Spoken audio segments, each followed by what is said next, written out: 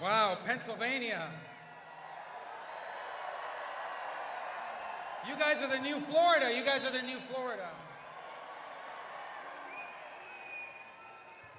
You guys are the new Florida. I bet your TV stations are loving it. You know how many commercials these guys are getting? Are you tired of commercials? Are you ready to vote? Well, we're going to win in Florida too. And, you know, Florida's not just my home. It's the home of the 45th and soon to be 47th President of the United States.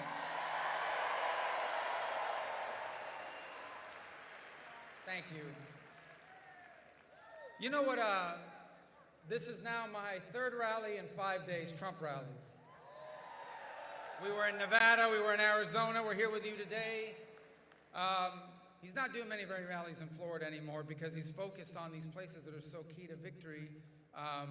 But he'll be there on Tuesday night to celebrate his victory if you guys want to come down to Palm Beach County.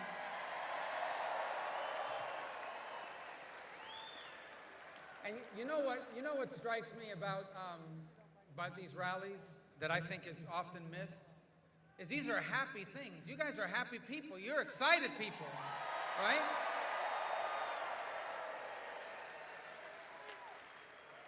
These are people that are excited about America and excited about its future because what we're about to do on Tuesday, what you're about to do on Tuesday. And it strikes me, I want to compare that for a moment to what I think it has to be, I think it is, the nastiest, ugliest, most dangerously destructive messaging in a campaign close in modern American history than what we're seeing out of Kamala Harris in her campaign. This is nasty stuff. Nasty stuff. Just in the last week, she said, you know, this thing with, they're obsessed with this word fascist. You heard them saying these things? And then you have the guy that she picked that they want people to vote for to be the next Vice President of the United States, comparing supporters of Donald Trump to the Nazis in Germany.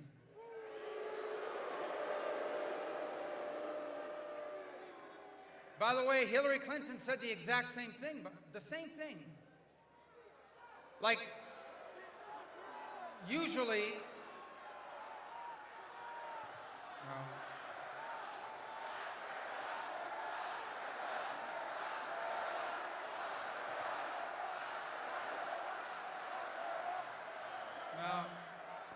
sorry guys, Joe Biden already took that line. Did you hear him say that? He wants to lock up Donald Trump. But he meant in the political sense. He meant in whatever, you know. Anyways, this stuff is not coming from like random. These are like the guy who wants to be vice president, the failed presidential candidate of 2016. Has she conceded that election yet? I don't think she's conceded 2016. And then MSNBC. I won't forget it. Never mind. I won't even talk about it. My whole point. But this is dangerous, nasty stuff. Really one of the most negative, vile hate campaigns that I've seen of any candidate in the close. And compare that to the joy and the happiness that we're campaigning on to make sure we elect Donald Trump the next president of the United States.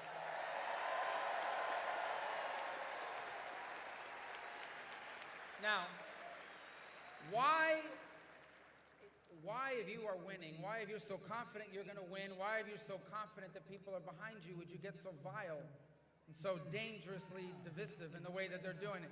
Well, because they're desperate, because they know they're going to lose. But most importantly, because what do they not want to talk about? What does she not want this campaign to be about? She wants it to be about fascists. She wants it to be about the smear of Nazism, which is ridiculous. She doesn't want it to be about her record. And if I had her record, I wouldn't want it to be about my record either. What is her record? And here's where we get serious, because this is important. We're talking about the record here, okay? Her record, number one, is she has allowed a migratory crisis where our border's been overrun by not just millions of people from all over the world, but at least 14,000 people that our own government has told us are convicted killers and murderers and dangerous criminals in their own country.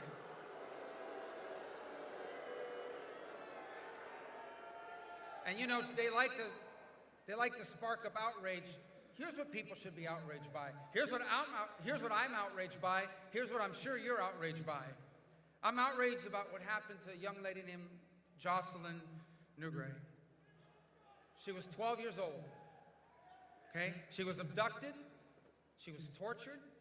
She was murdered, and she was dumped in a ditch by members of the Tren de Aragua gang that were allowed into this country under the Harris administration and released into our streets under this administration. That's a record.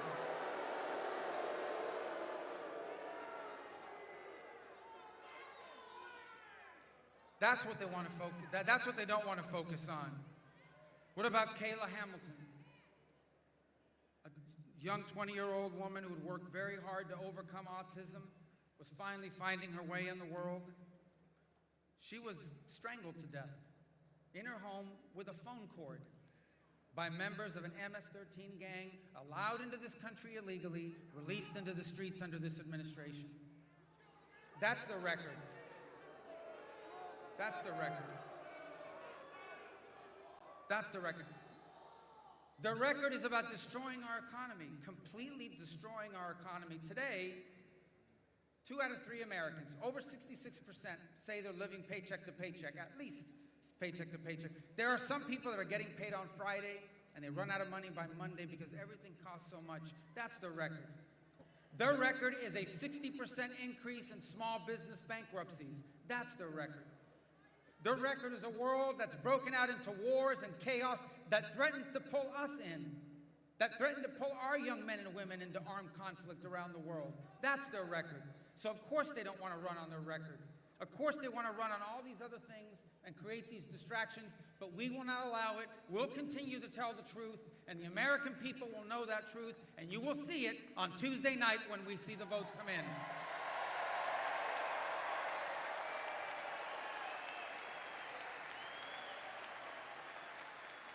You know the most outrageous thing, perhaps of all? With a record like this, she was asked in an interview, she was asked, would you do anything different? Okay? Migratory crisis, the murder of innocent Americans by people in this country illegally, allowing criminals into the country like that, the destruction of our economy, the world falling apart, and they asked her, would you do anything differently? And her say, I can't think of anything. That's it. That should be our campaign commercial right there.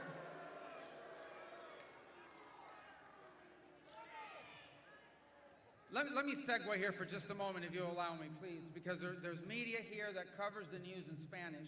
I'd like to say a few things in Spanish, and primarily because I like the way I say it a lot better than the translator does. Le quiero hablar a los hispanos de Pennsylvania y del país, porque hemos llegado a ese momento en una campaña sumamente importante, una campaña de gran importancia para el futuro de este país y para el futuro de su familia. Aquí lo que está en juego es muy serio. Tenemos una crisis migratoria, y este es un país de inmigrantes. Siempre se ha celebrado la inmigración legal, pero lo que tenemos es una crisis migratoria en que criminales se han infiltrado dentro de este país. ¿Y dónde van estos criminales? Van a nuestras comunidades a hacer daño, van a nuestras comunidades a aterrorizar a poblaciones y a personas inocentes. Eso es el récord de esta administración. Tenemos una crisis económica. El costo de la vida está acabando con el bolsillo de los trabajadores en este país. Los pequeños comerciantes que no pueden funcionar, que están yendo a la quiebra bajo esta administración. Estamos viviendo en un mundo que se ha vuelto en llamas, en fuego. They understood en fuego, right? De fuego. Fire, it's on fire. Un mundo que nos amenaza con una guerra. ¿Y quién ustedes creen que van a tener que pelear en una guerra si sigue así? Sus hijos, sus nietos, nuestro futuro. Esa es la realidad, y por eso que van a tratar de distraerlos con todo tipo de distracción. Hablando tonterías y boberías y nombretes y lo demás. No permitan que eso ocurra. Aquí lo que está en juego es el futuro de este país. Y interesantemente, y esto pasa en todas las elecciones, salen artistas y cantantes y actores, tienen todo el derecho a apoyar a quien quieran ellos apoyar. Pero ellos no tienen que preocuparse del costo de la vida. Ellos no tienen que preocuparse de que los vayan a asaltar, ellos tienen protección, pero ustedes sí. No permitan que quiten el enfoque sobre lo que importa en esta campaña y lo que importa es lo siguiente. Si Kamala Harris gana, nuestro futuro es un futuro de pobreza, inseguridad y guerra. Pero si Donald Trump es nuestro próximo presidente, nuestro futuro es un futuro de prosperidad, de seguridad y de paz. All right.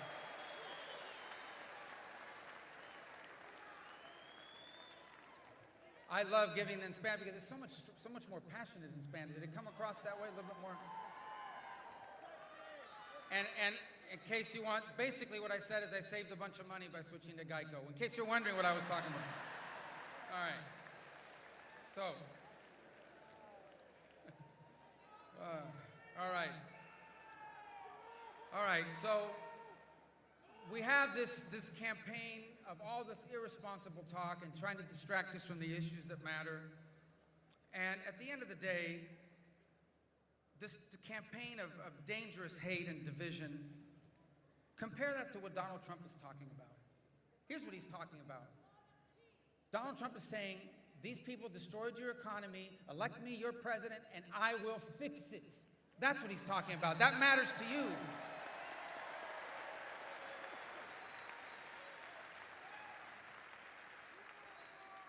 Donald Trump is saying these people opened our border. They've allowed criminals from all over the world to pour into our country and terrorize innocent Americans. But if you elect him president, he will close that border, he will stop that insecurity, and he will make Americans his priority.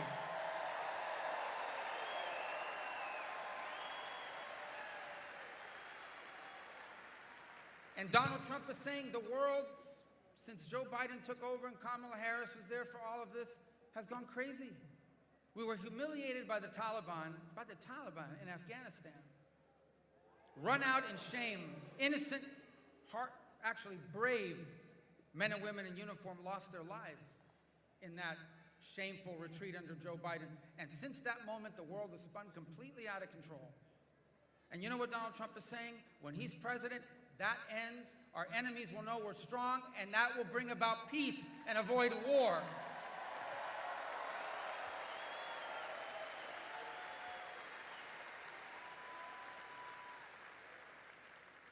You know, here's an observation I think you probably share, and if you're watching and looking in the audience tonight, you'll see it. I see it right now.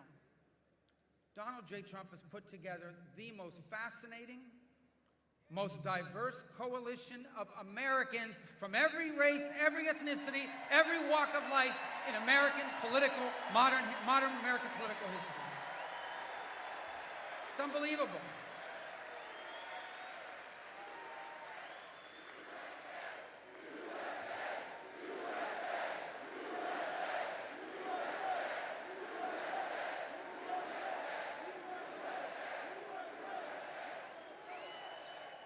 By the way, I don't go to a lot of Democrat rallies, but I don't think they break out in chants of USA.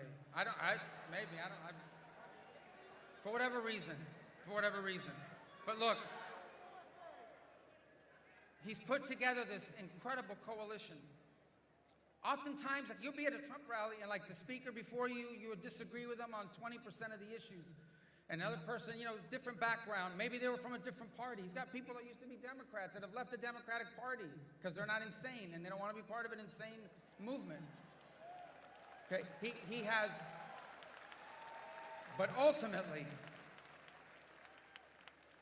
if you think about this extraordinary coalition of support, which is really fascinating, what is it that unites it? And the answer is not just love for our country, but we are tired. We are tired of being a country where everything is bad news. We're tired of being a country constantly in fear of what's next, what's going to happen now, some other bad headline about something happening bad in the world, and we can't do anything about it, or bad headlines about what's coming next in our economy, or bad headlines about things are going to cost more and you just have to put up with it. People are tired. They want to be hopeful again. They want to be joyful again. They want to believe in a prosperous America again. They want a better future again. That's what unites us.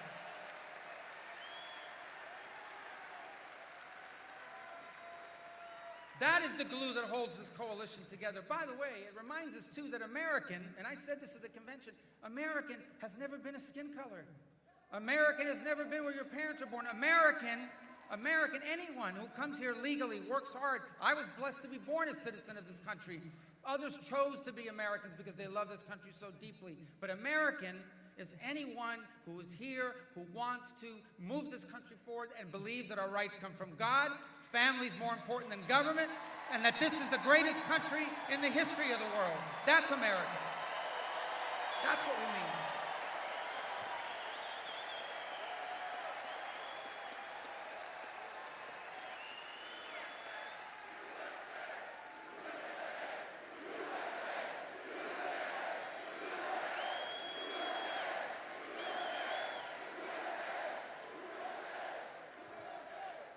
And so we are gathered here today as Americans who love their country and are ready to claim its future, the kind of future our children deserve.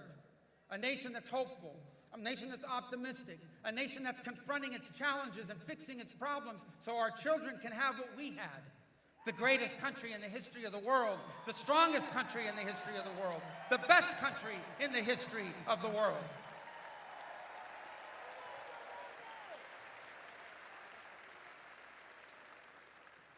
And so they run on Nazis and fascism, and we run on that, because that's what matters, and that's what Donald Trump is campaigning on. And the eyes of the country are upon you here in the Commonwealth of Pennsylvania. They truly are. We're going to be watching what happens here, because everyone knows that how it goes here is probably how this election is going to turn out. At this extraordinary moment in our history, you've been given the blessing and the opportunity not just to save our country, but to write the next great chapter in the story of a great country.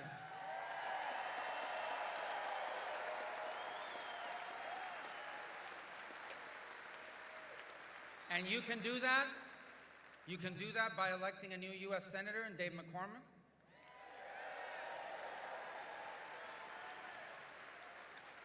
And you can do that by making Donald J. Trump our president again.